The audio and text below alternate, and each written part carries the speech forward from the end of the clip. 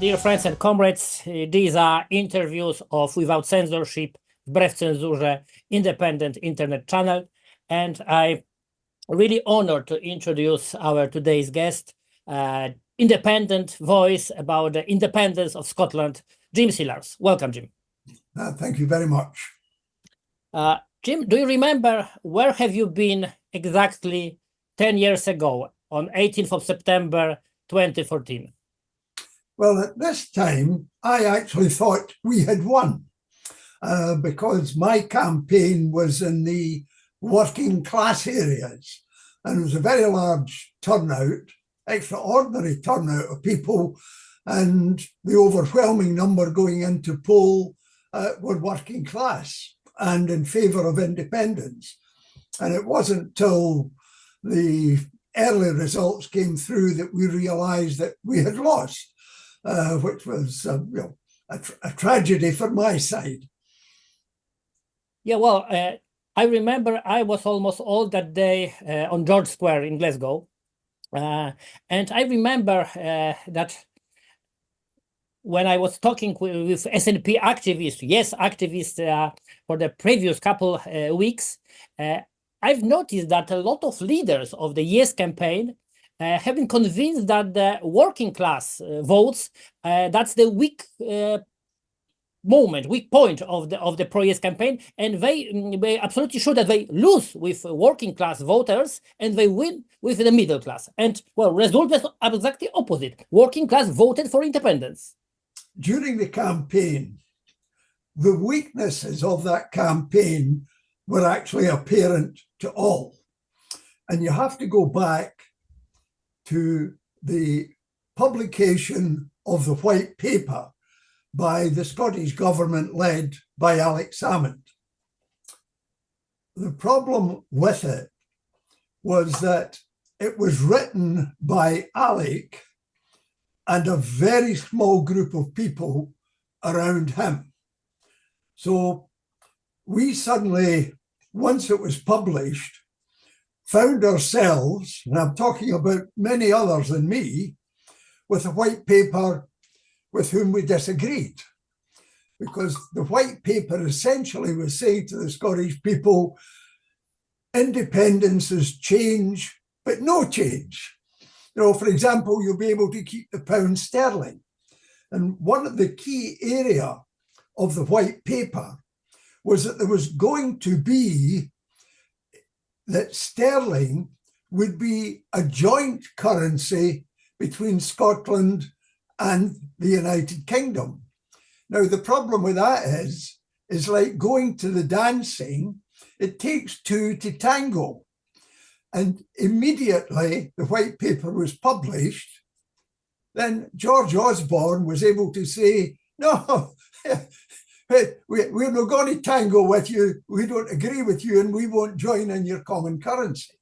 So there was that fundamental error right at the beginning, and there were others as well.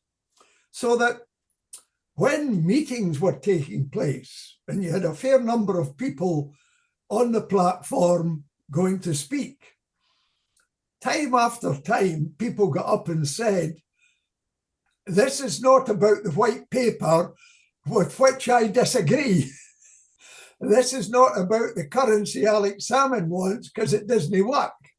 So, you know, when you got up and you negatively dismiss what the media saw as the prime document of the campaign, you're in trouble. I took the trouble to write a book for the campaign. And the interesting thing was, and it was, I mean, I'm a working class person, and the book was about creating an independent socialist Scotland. So my message was to the working class. And a number of people I met during the campaign said to me, if your book had been the white paper, we would win. Because the key component of the electorate was the working class Labour voter. That was the key component. And it's very interesting during the latter stages of the campaign that the Labour working class vote was going up the graph towards yes. Then we got the intervention by the former Prime Minister coming along, and he's an ex-Labour Prime Minister, Gordon Brown. And I remember watching his speech he was making, and it was televised, and he was singing the old Labour tunes about unity of the working class, north and south of the border, unity of the working class internationally, and he was making a telling point. And from that intervention, the working class vote started going back to no. So there were defects built into the yes campaign. And although we lost on the constitutional issue, actually we won on the political issue, because the campaign had taken the independence vote from 29% in the February to 45% by September. And that was done by a mass campaign conducted not solely by the SNP, but by a whole range of groups who rose spontaneously on the yes side. You know, we had Women for Independence, for example, came from nowhere, but very important. We had Artists for Independence, who went round the country singing independence songs, poetry about independence. We had Academics for Independence, whose contribution, of course, was based on substantial knowledge of various subjects. So there was a whole range of people that brought us to 45. And that was a bonus. In a sense, the campaign morphed into a national teach-in. I mean, it wasn't unusual to have 900 people at a meeting for 2.5 to 3 hours. And the questioning was very good. And so the answers were very good. So you had a national teach-in taking place. And of course, the political benefit of that came in the Westminster election a year later in 2015, when the SNP won 56 out of 59 parliamentary seats. So the bonus was there. The tragedy of the last 10 years is that bonus, that political capital, has been spent for no purpose. We remain at 45%. That's the position in the campaign and the consequences of the campaign. Yeah, exactly. That's the point, because, I'm Polish living in Scotland, and anytime, and I'm going abroad and meeting with anybody who asks me, okay, so where do you live? Oh, Scotland, fantastic, Highlanders, Sean Connery, Celtic, we all recognize, someday I will come to Scotland. Yeah, everyone always repeat that someday will come. And after that, yeah, independence. They should be independent. Is it still up to date? That's the point. Is it still on the table? Because I sometimes struggle to answer these people, this friend of Scottish case, because, well, I don't know I don't know direct answer. Is it still on the table? Yes. That's an interesting position. According to all the commentators, independence was killed off in 2014, and then the possibility of it coming back in the last 10 years has been killed off by the very poor performance of the Scottish National Party, which is in government. I think they have all made, those who say independence is dead, have made a very bad mistake and I'm very happy that they have made a very bad mistake. The SNP as the instrument for driving forward to independence is now severely disabled. I mean, there is scandal around its leadership. The former leader is under investigation by the police. Her husband, who was the chief executive of the party, is under investigation by the police, and the former treasurer of the party are under investigation.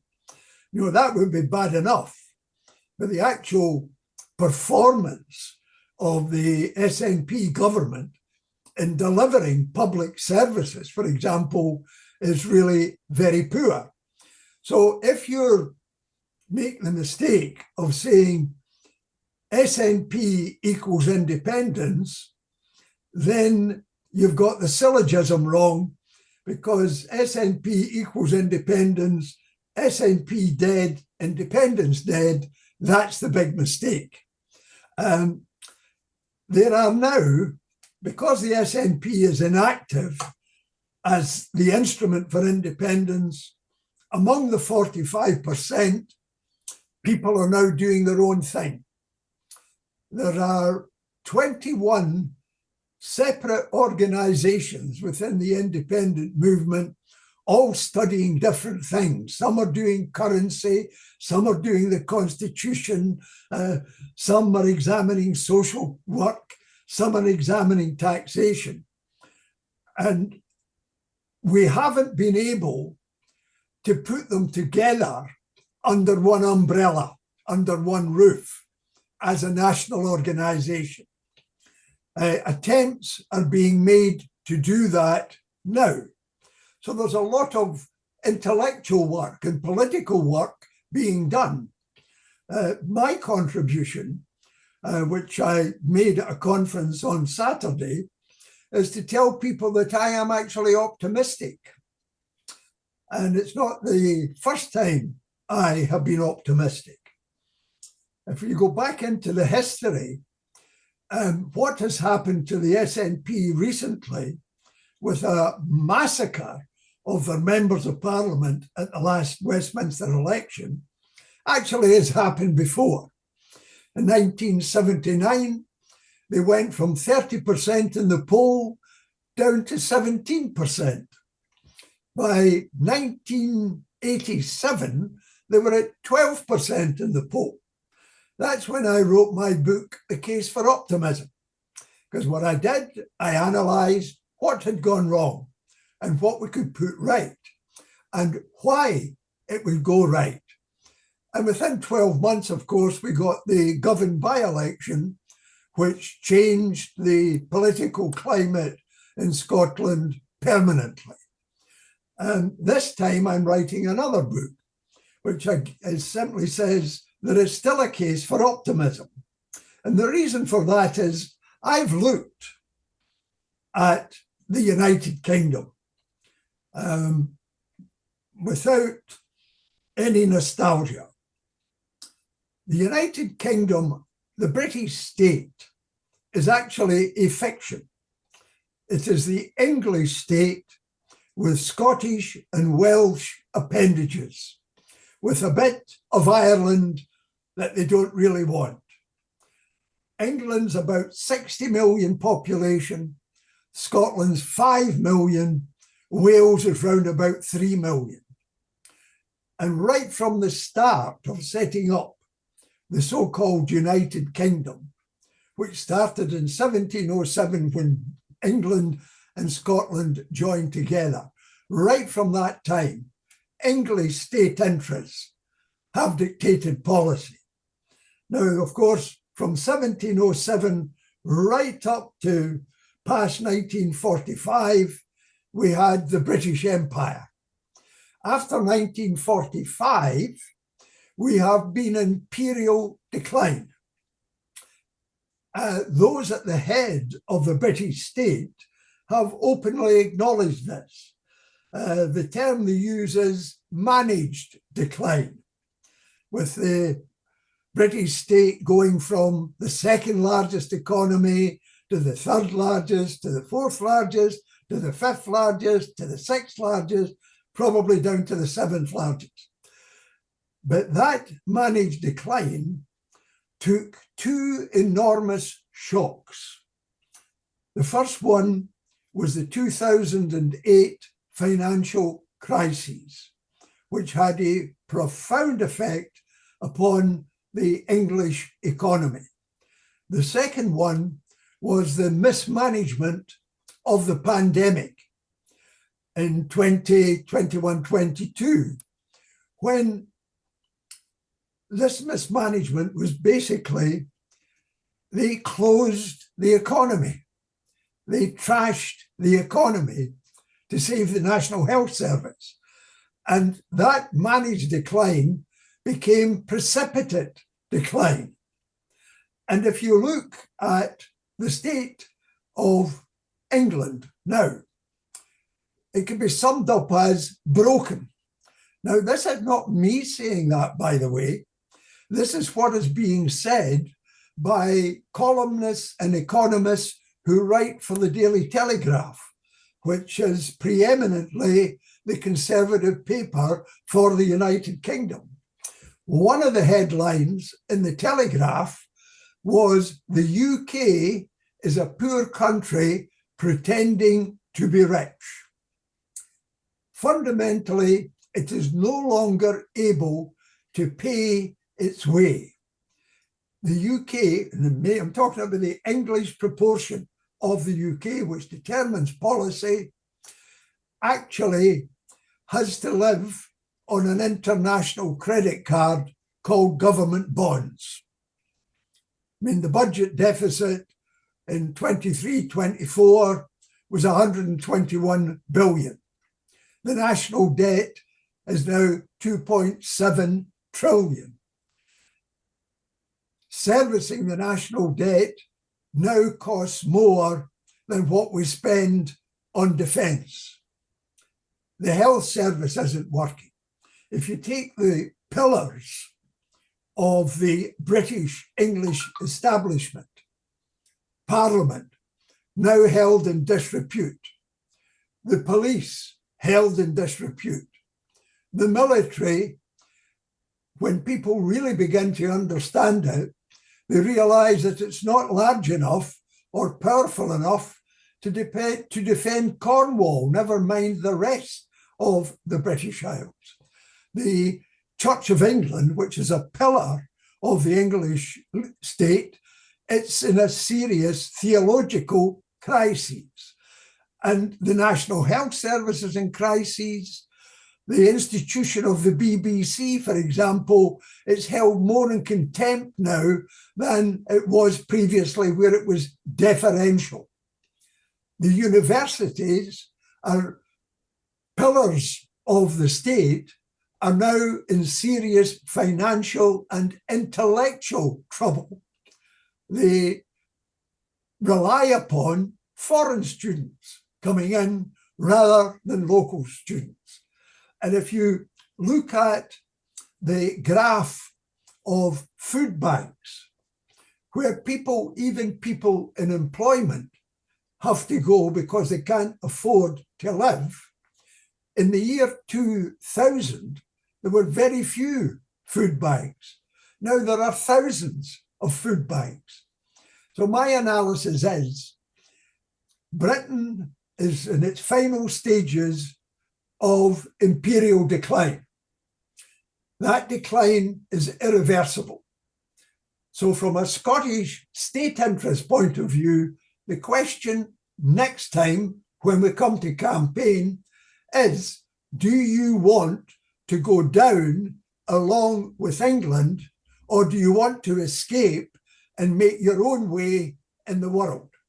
Now, I'm not saying that out of any sense of being anti-English. This is a matter of state interest, Scottish state interest, looking at a declining state to which we are attached.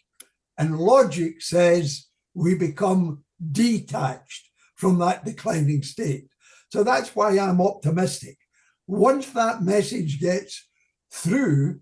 And once we have a national organisation that can actually get that message through, I reckon we'll have another referendum and that we'll win it within 5 years. Well, I definitely agree, of course, with your diagnosis of the state of the United Kingdom, but that returns us to the question if Scotland could go better, and that's the point. It was the same like in 2014. It's the same in 2024 because examples we've got from the Scottish government experiences and their achievements are not very optimistic, I would say, because when we, for example, take ScotRail, it should be, well, evident example how after nationalization, it runs better than privatized railway companies in England, but it doesn't. When we see housing, it was always something which was Scottish government could be proud of. These funds for housing, for new homes for Scottish people, those funds was cut by Andrzeja's government. So what in fact differs this Scottish way of governing from the British one? Oh, there's no difference in the way the SNP has governed. And I come back to the point I made earlier, that people are looking at the SNP and saying it's a failure, therefore independence would be a failure. I actually meet people who say to me, I am in favour of independence, but not if it's run by this incompetent SNP. Now, those of us in the movement know that's the case. So we're going to sideline the SNP. We're not going to rely upon the SNP next time the way we have done this time.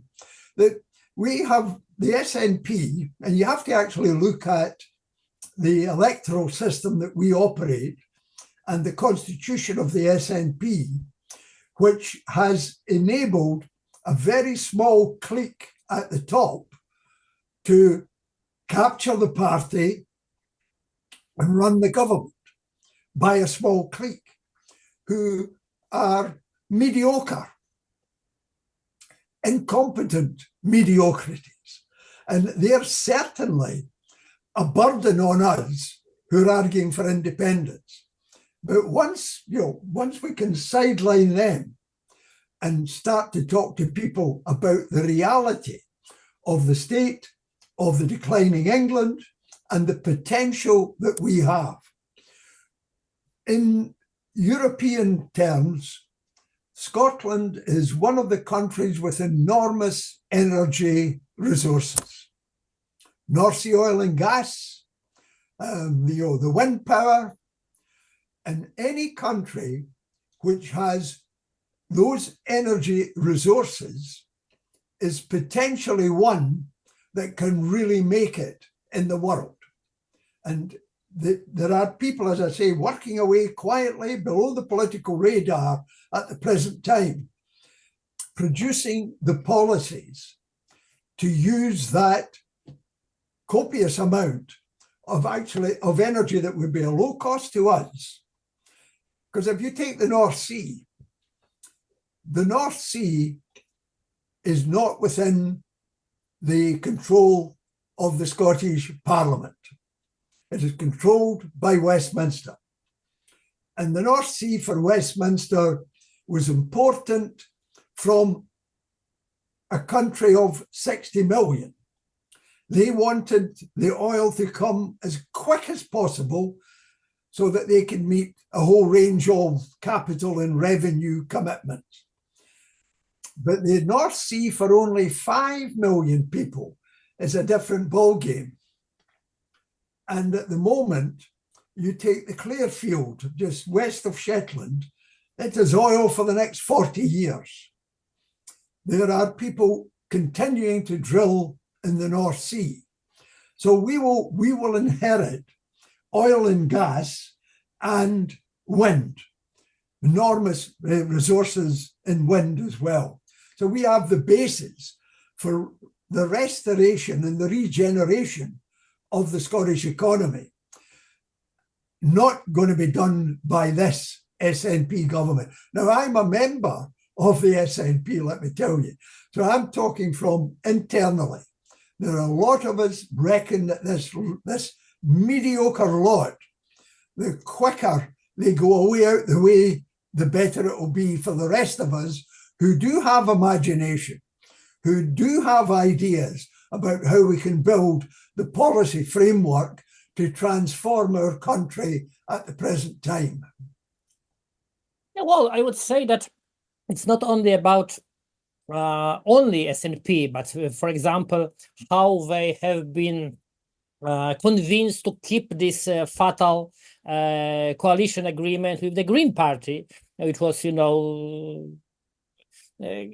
exactly opposite this energy interest of the Scottish nation and the future Scottish states.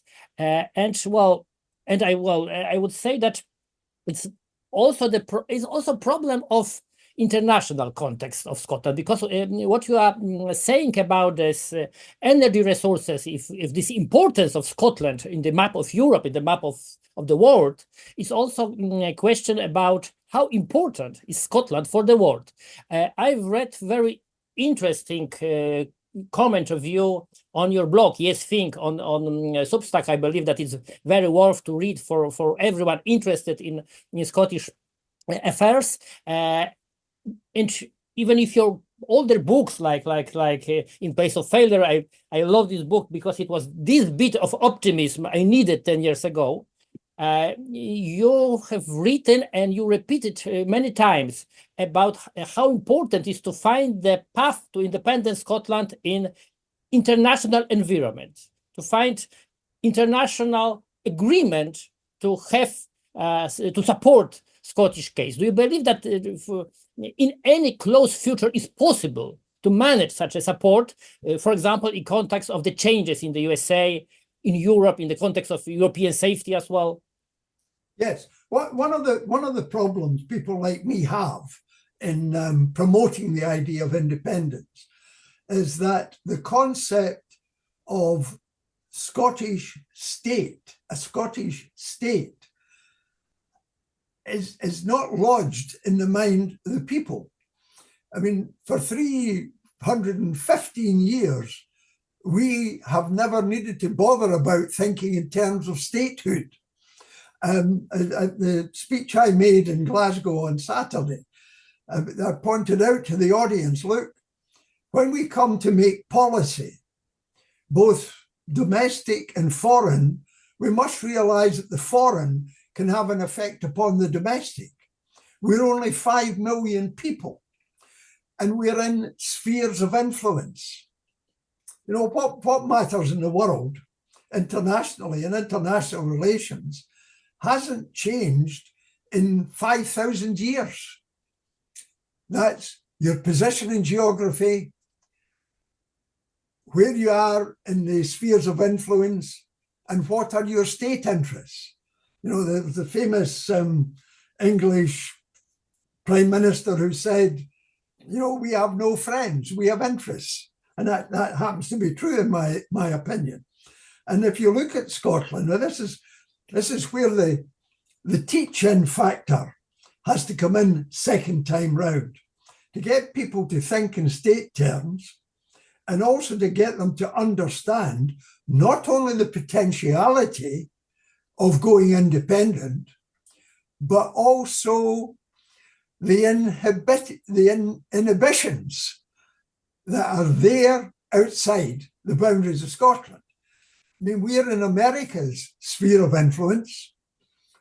We are in England's sphere of influence, have been since the 13th century, and will still be in England's sphere of interest when we're independent, because what happens north of the border in defence in international terms has a profound effect upon England. We're in Europe's sphere of influence, and we're in NATO's sphere of influence. I mean, one of the critical things that we have to come to terms with is that the underlying anti-NATO attitude in Scotland, which is based on the fact that we have the nuclear submarine base in the Clyde and not down in London. We'll have to overcome that because Scotland is NATO's unsinkable aircraft carrier. I mean, essentially, Scotland's position as that unsinkable aircraft carrier is to make sure that any adverse fleet, let's take the Russian Northern Fleet, cannot sail past Shetland into the North Atlantic and interdict the seaway from America to Europe. That's absolutely critical to NATO's strategy. So there's going to be limitations. I mean, there's not going to be possible to win an independence referendum and say we're coming out of NATO and those submarines will have to go in week one. If we do that, then we'll have the CIA involved in our election. And I don't say that because I'm a conspiracy theorist. I go back to 1979 when there was a proposal for a Scottish Assembly with very, very limited powers. But the chairman of the leader of the Scottish National Party at that time, Billy Wolfe, happened to go to America and was invited into the State Department. And the reason I know this, I was there a week later. And they asked him about what was then the Polaris nuclear submarine base. And he said it'll be out in week one. Right? Now, when I went into the State Department, I said, this is just hyperbole. No, they said he was very serious. Well, when the 79 referendum came, the CIA were involved in Scotland. The Consul General was changed, and it was a former CIA full-time official who became the Consul General, who left immediately after the referendum. Not only that, the US ambassador came north of the border to meet Margot MacDonald, who became my wife later, and I, on the nuclear issue. And the ambassador made a speech against the Assembly. Now that's unusual, for an ambassador from a foreign country to intervene locally. So we're much more advanced now. NATO is critically important to everybody in Europe. I mean, for example, the SNP want to join the European Union and get rid of the submarine base. And there's a professor of defence, and I think it's from St Andrews, has pointed out that you have to negotiate your way into the EU, and that a whole number of EU members are NATO members, and they're most unlikely to give you a warm welcome when you are instrumental in destroying the Atlantic strategy of the United States and its NATO partners. So in Scotland, we've got a lot of thinking to do and a lot of growing up to do into terms of being able to operate with the mentality of statehood. So we're a fair away from that at the moment. There's no problem with Poland, I'm quite sure every given the history with Russia, for example, every Pole understands the critical importance of statehood. We don't at the moment. And that's one of the barriers from the independence movement, we've got to get across so that our people begin to understand what statehood involves if you're only 5 million people and you're in all these spheres of influence. I believe that it's some kind of another similarity between the Poles and Scottish people, because, 100 years ago, when Poland was, returning to the map of Europe, it was quite similar, because the Polish issue during the 19th century was national issue against the states of Russia, Germany, and Austro-Hungary. And we have to learn how to be a state after being for a century permanent revolutionist. So that was the strong difference for the Poles.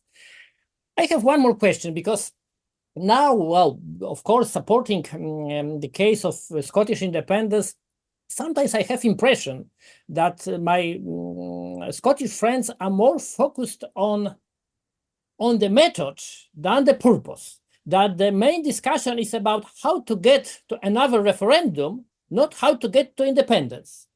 And I think that's confusing, because do you believe that's again asking again and again for Section 30, for another Edinburgh Agreement? That's the only way, that you have to wait. Well, you know the best that that time they accepted referendum only because they've seen 20% support for independence. So they were absolutely sure that the Scots will lose again. They believe that it's that's another Flodden and Culloden, not the Stirling Bridge. That was the case for the Westminster. Do you believe that? Don't you think that we lose our energy discussing about the method, about the referendum only, not about independence? Oh, you're dead right. It's what I call the cart before the horse policy. We're at 45%. You're in no position to demand a referendum. You've got no moral or political position. And the tragedy of the SNP in the last 10 years is that they became the referendum party, not the independence party. In fact, if London had been very clever, they would have given them the referendum. And I've tried to explain to people, I've argued, look, we've got to aim to build from 45 to 55 and above if we can get there, for this two reasons. The first is that when you're at 55 or up to 60, you're in the position to set the agenda. You're in a moral and political position that's incontestable in a democracy. And let us say you're consistently at that level and you keep winning elections at that level, and London still says no. At that level, you can bring Scotland to a standstill day after day after day, with the international community's spotlight on you, you saying, we're at 55, 60, they won't give us a vote, and they claim to be Democrats. So you reverse the position. And that's been the tragedy of Nicola Sturgeon's period as leader, going on and on and on about a referendum rather than building up the idea of independence. Because one of the things they seem to have forgotten about, if you're going to go from 45 to 55, you've actually got to win people over from saying no. They're the key. The no people, not the yes people. At the moment, the yes movement is spending a lot of time doing its own thing, talking to itself. And I've been trying to say, look, let's get the policy established. Fine, we're all working under the radar. But once it's there, we get a national organization and we start talking to our unionist friends. And I have another reason for wanting us to have an overwhelming majority, because what kind of Scotland we will have will depend on how everyone reacts to the victory for independence. We will have to get to the position where those who lose will accept the legitimacy of the decision. And not only that, will actually want to work with the majority to make it a success. That's absolutely critical. And again, it's an area of thought that isn't in there at the present time. But I'm at the end of my political life. I've got no personal ambition. So I'm able, from my position in the movement, to start identifying these areas where our people have got to start thinking, which they haven't done before. I mean, you said, Poland, 100 years, you had to think about statesmanship, start to learn. We've been over 300 years where the idea of statehood doesn't enter. Yeah, well, I believe that it's something. That's another answer I sometimes cannot wait to get from my pro-independence friends, because, well, living in Aberdeen, sometimes I drive through, Aberdeenshire, these story blue fields, and I try to imagine, okay, what will happen after we win independence with all these farmers and fishermen voting no in 2014 and still intend to vote no after we win. And when I ask my pro-independence friends, they don't know the answer. So they disappear, they miraculously just be convinced in one day. We will have to work with them and to show them that independence quota is, for example, good for the, fish industry, for agriculture, for any point which was forgotten by SNP government as well. And again, we still discuss about some kind of democratic solution. When we think about democratic solution, it's not the point to get 50% of votes and won. We have to then have farther and farther majority who decided to live in an independent country. Because, for sure, this meme that so many countries achieved independence from the United Kingdom, from the British Empire, and no one ever wanted to come back. And I don't want Scotland to be first. That after a couple of years, people say, okay, we try, doesn't work, let's return to the United Kingdom. Well, that's the point. What to do with the rest? We will still live in one country. We have to, I find it very difficult when I talk to people, and I'm experienced enough over 60 years in politics to know when the audience has got it or hasn't got it. And got the point. And when I said to them, look, we've got to win over the Unionists. And they sort of, you can see, what? They're the enemy. And I said, but they're not the enemy. They are fellow citizens who are opponents, who have believed in something. In 2014, they genuinely believed that Scotland, to become remain prosperous as they could see it, had to shelter under the umbrella of the great, big, powerful, economic United Kingdom. We have to explain to people their belief was misplaced. It is broken Britain, not an economic giant. That's the first point. Secondly, we have to understand why they're unionists. Now, it's perfectly sensible. If you've been over 300 years in a partnership with another people, and you've had intermarriage, you've had the social union develop. Scots interested in Manchester United and Liverpool and Arsenal, for example. Scots who like to go to London for the big shows, because London will remain the cultural centre of Great Britain as a part of the British Isles. So there's going to be a social union. And if we talk in a civilized manner and get the farmers and the others to listen carefully to what we say, then we begin to win over that unionist vote to the majority. Because I agree with you, 51-49 won't work. The 49 won't want it to work.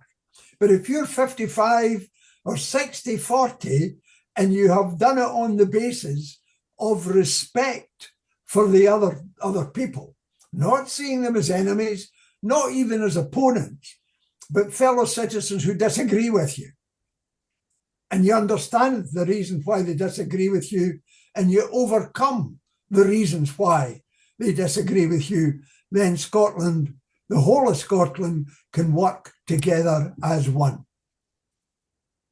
Thank you very much, Jim. And well, I was intent to ask you, again, if we see Scottish independence within our lifetime, because there's still divided opinion. A lot of people, even among supporters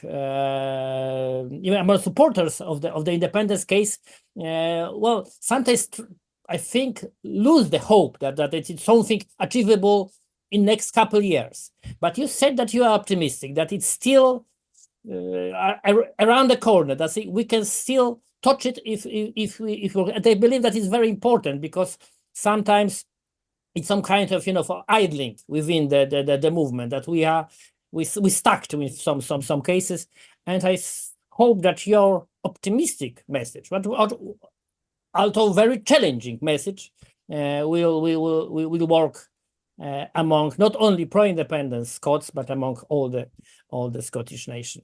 Thank you once again, Jean. I was really proud to have you here in the 10th anniversary of the failed Scottish independence referendum, and well, I hope in the very first steps to the finally achieved Scottish independence. Thank you once again. No, thank you for having me. I enjoyed it. Thank you. This was interview of Without Censorship, Wbrew Cenzurze Internet Independent Channel. Please follow us on Telegram, on YouTube. Please subscribe our Facebook and X channels as well. And I hope we will see you soon with another fantastic interview. Thank you very much. Thank you. Bye. Thank you, Jim. That was fantastic. Thank you very much. I will send you links as soon as possible. I believe that tomorrow and after tomorrow, that will be in English and in Polish. Right. Lovely. Thank you very much. Bye-bye. Bye-bye.